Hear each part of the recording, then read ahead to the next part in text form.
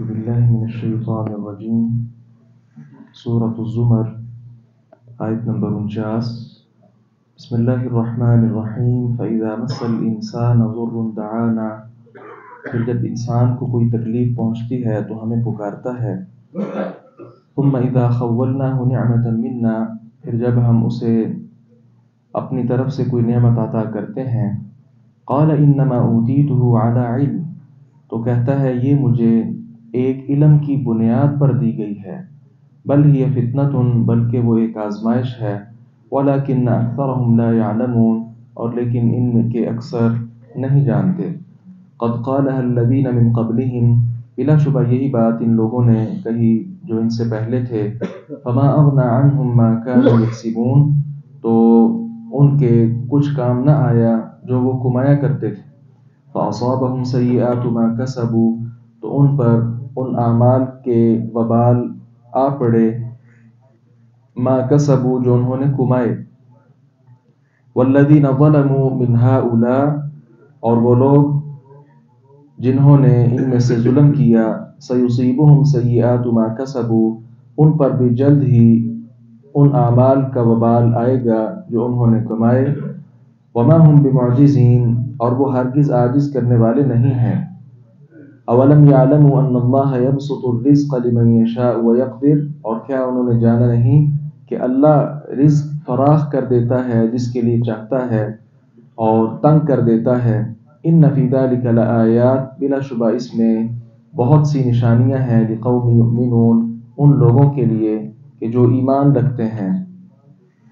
انسان کا معاملہ اللہ رب العزت نے یہاں اس کی فطرت کا بیان کیا کہ جیسے ہی تکلیف اس کو پہنچتی ہے ہمیں پکارنا شروع کر دیتا ہے. گزشتہ آیات میں پڑھا کہ اللہ تبارک و تعالیٰ کو چھوڑ کر اور معبودوں کو پکارا جائے تو یہ لوگ راضی ہوتے ہیں. اکیلے اللہ کا تذکرہ ان لوگوں کو برا لگتا ہے. تو ساتھ ہی اللہ تعالیٰ نے فرمایا کہ جب انہی لوگوں کو تکلیف پہنچتی ہے تو تکلیف میں سارے معبودوں کو چھوڑ کر صرف ایک اللہ کو خود ہی پکارنا شروع کر دیتے ہیں. ایسا کیوں ہے؟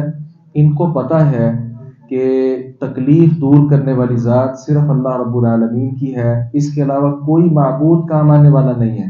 اور یہ مشرکین مکہ کا طرز بھی تھا کہ وہ کشتی میں سفر کرتے وقت جب بالکل ہر طرف سے مایوس ہو جاتے تو آپس میں کہتے کہ اب کوئی کام نہیں آنے والا، خالصتاً اللہ کو پکارو. سورہ یونس میں بھی یہ باتیں ہم پڑھ رہے ہیں.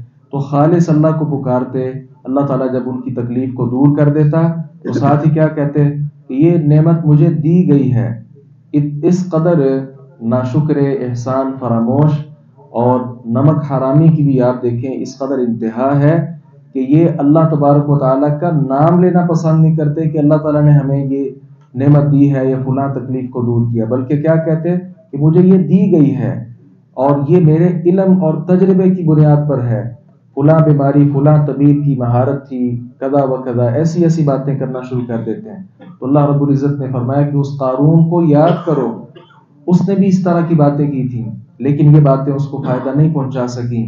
قارون کس قدر مالدار آدمی تھا، سورۃ القصص میں بھی ہم یہ بات پڑھ چکے. اس قدر مالدار کہ اس کے جو خزانوں کی چابیاں ہیں وہ چابیاں ہی ایک بہت بڑی طاقتور جماعت اٹھاتی تھی. اس قدر مال و دولت اللہ تعالیٰ نے اس کو عطا کیا، لیکن کیا اس مال کے ساتھ جب اللہ نے اس کو زمین میں دھنسا دیا کیا یہ مال اس کے کام آ سکا تھا؟ اس لیے جو بھی تکالیف انسان کو پہنچتی ہیں یا کسی انسان کے پاس مال ہے، جو کچھ بھی ہے، یہ مال بھی ایسے لوگوں کو تباہ کرتا ہے. کیسے؟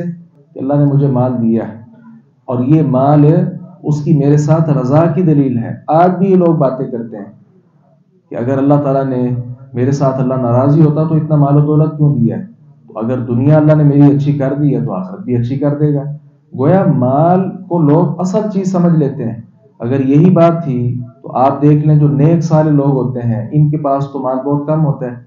اور بعض لوگ سمجھتے ہیں کہ مال کا حصول جو ہے یہ انسان کی عقل پر ہے، جتنا ہوشیار چلاک ہوگا اتنا مال اکٹھا زیادہ کر لے گا.